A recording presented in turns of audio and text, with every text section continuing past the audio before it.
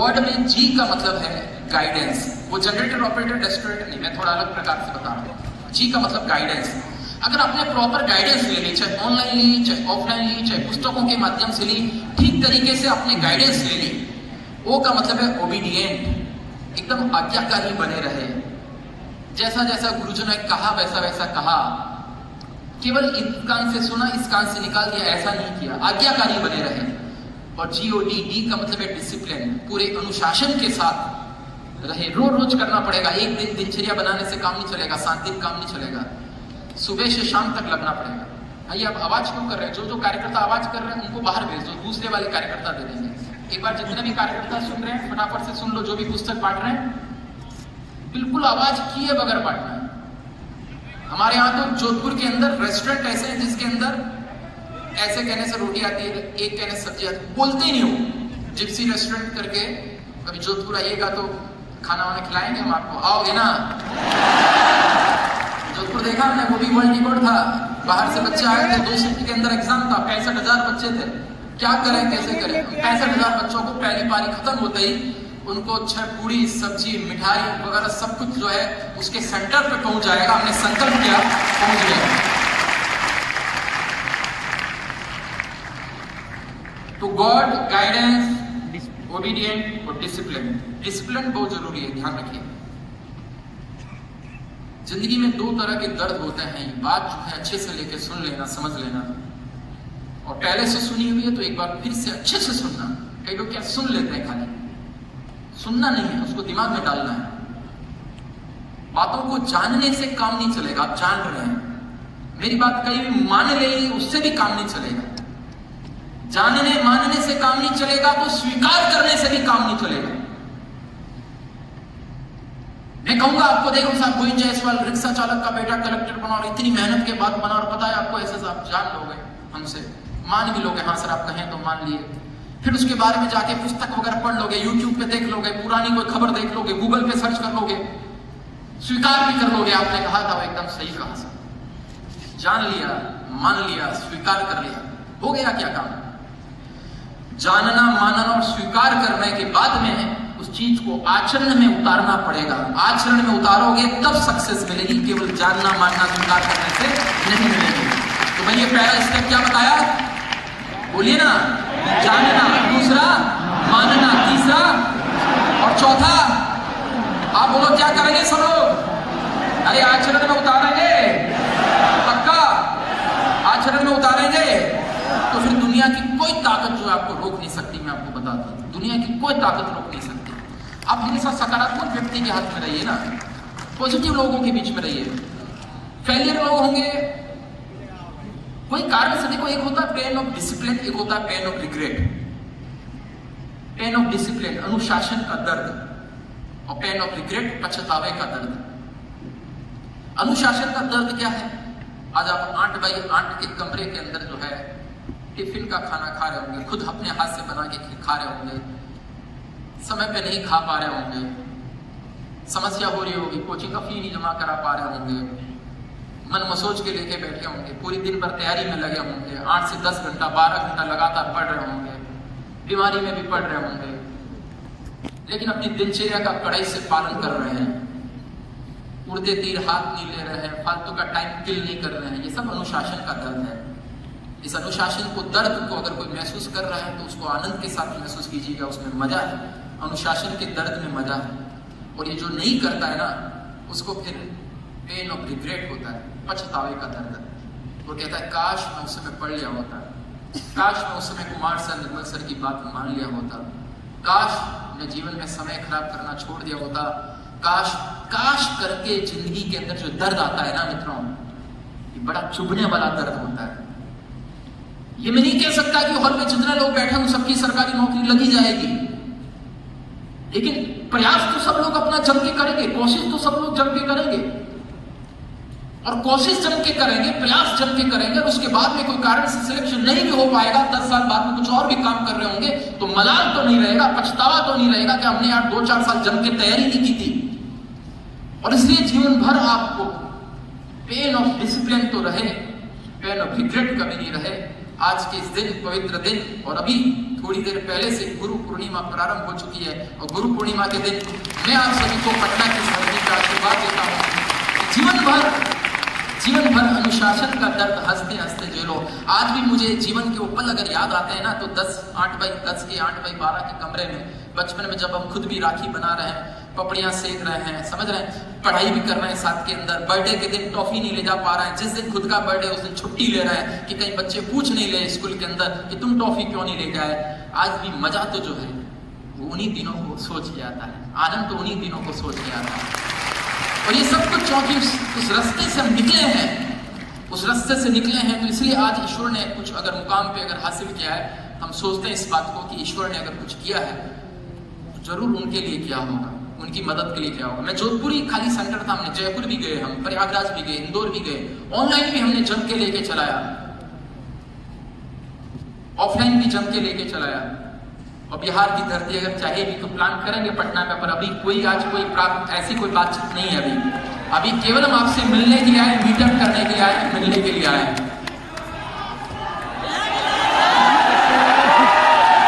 आप सभी का प्यार जो है वो दिल से स्वीकार है, लेकिन मैं जो आपको बात जो बताना चाह रहा हूं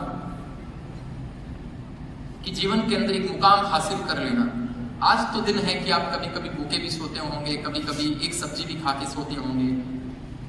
आज आपके पास में वो पैसे नहीं होंगे उतने, लेकिन कोई एक दिन ऐसा आएगा जब आप अपनी आवश्यकता पूरी कर चुके होंगे और उस समय कोई गरीब दिखे तो उसको भोजन करवा देना यार, इतना काम जरूर करना।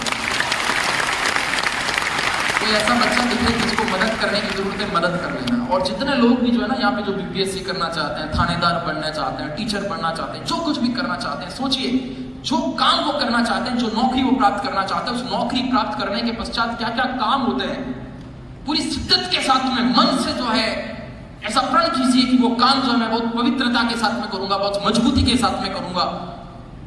उसके बाद देखिए जब इस प्रकार से जब आपकी सोच रहेगी कि अगर मैं थानेदार बन रहा हूं तो मेरे कारण जो है अपराधियों में भय होगा, आमजन में विश्वास कायम होगा, मैं किसी के तलवे नहीं चाटूंगा, मैं अंतिम व्यक्ति तक जो उसकी मदद पहुंचाऊंगा, मैं संवेदनशील होकर काम करूंगा।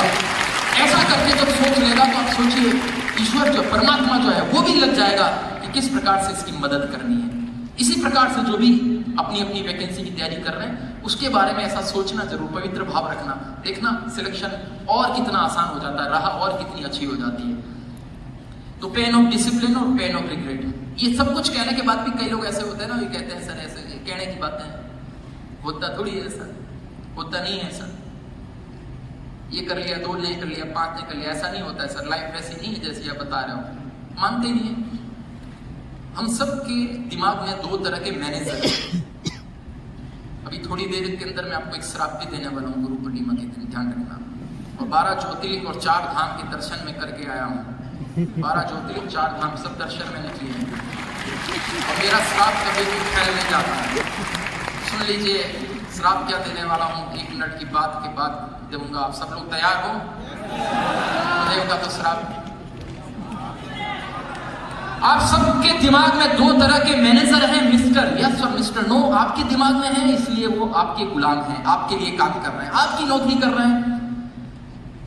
यदि आप काम मिस्टर यस को दोगे वो एक्टिव होके काम करेगा, मिस्टर नो को दोगे मिस्टर नो एक्टिव होके काम करेगा। यदि आपने मिस्टर यस को काम दिया इसका मतलब है आपने कहा कि मैं भी अपनी दिनचर्या सेट कर सकता हूं, मैं भी पढ़ाई कर सकता हूं, मैं भी 10 घंटे मेहनत कर सकता हूं, मेरा भी सिलेक्शन हो सकता है। तो आपको मिस्टर यस 10 तरीके बताएगा कि ये किताब पढ़ने से सिलेक्शन होगा, ऐसा करने से सिलेक्शन होगा, दिन भर अपनी दिनचर्या इस प्रकार से रखने से सिलेक्शन होगा, पॉजिटिव एनर्जी के साथ रहने से सिलेक्शन होगा। वो 10 तरीके आपको करने के बताएगा क्योंकि काम आपने मिस्टर यस को दिया।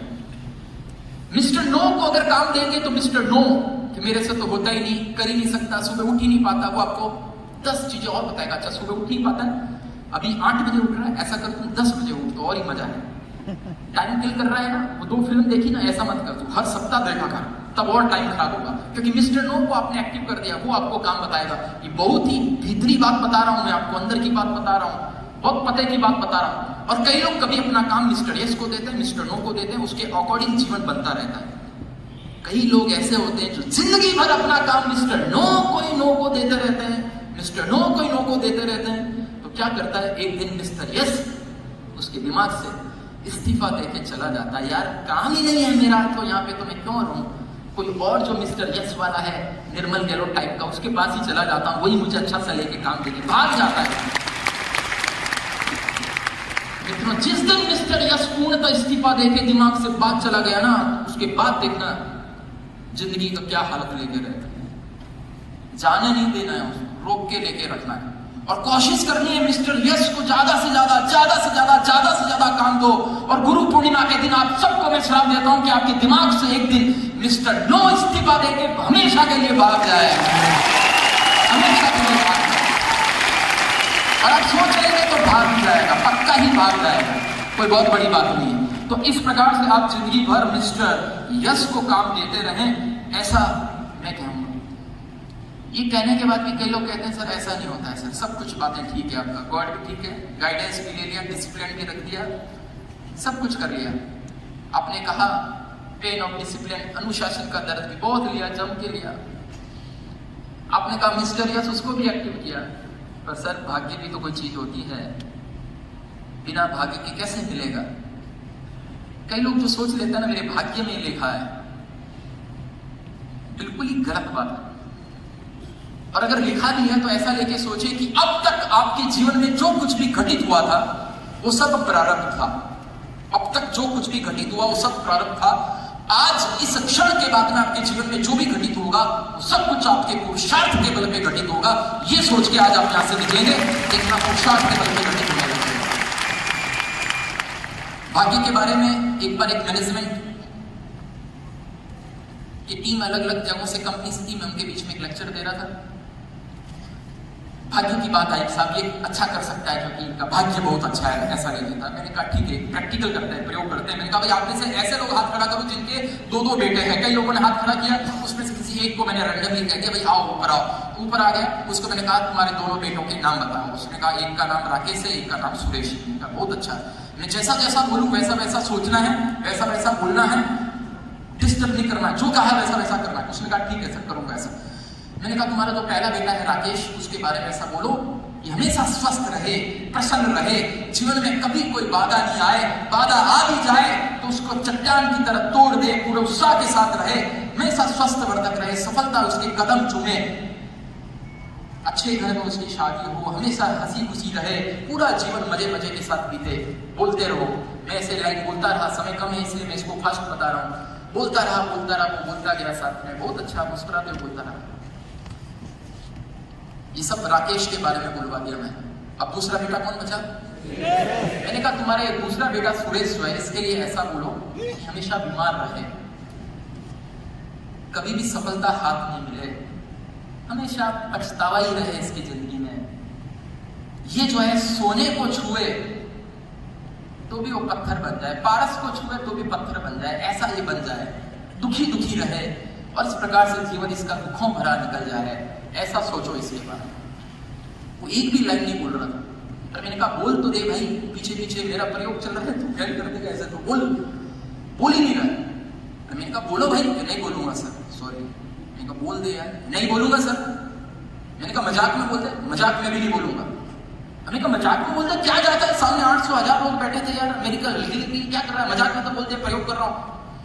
बोला मजाक में भी नहीं बोलूंगा सर, बहुत गुस्से के साथ बोला वो। मैंने कहा ठीक है भैया, बैठ गया, नीचे बैठा दिया उसने। वहां पे मैं उन सबको जो बात कही, आपको भी वही मैं बात कह रहा हूं। एक साधारण सा पिता अपने 2 पुत्रों में से एक पुत्र के बारे में मजाक में भी बुरा नहीं सोच सकता, तो आप ये कैसे मान सकते हैं वो परम पिता परमेश्वर आप में से किसी के बारे में बुरा सोचेगा?